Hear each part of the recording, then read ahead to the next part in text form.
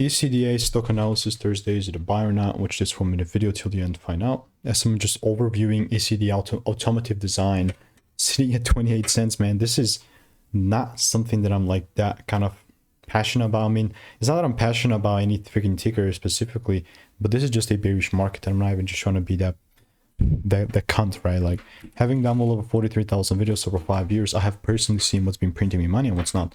And especially with ECDA, it's just that the likelihood that we keep melting down is high, and I'm still gonna freaking keep the same idea and, you know, process and still make it make sense, right? Like, if I pop in here, I have receipts with like 4 results in my Discord. So there's, like, you can see I've covered this before, but after the, like, this crazy pump up, I more so will just stay away because, you know, there's just all over the place.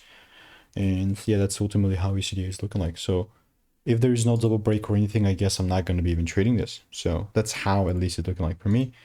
And if you want my exact process and all that good jazz, just click the first link in the description. 1,200 people already seen it. Absolutely risk-free course, plus community and access. See you in the next one. Goodbye. Enjoy.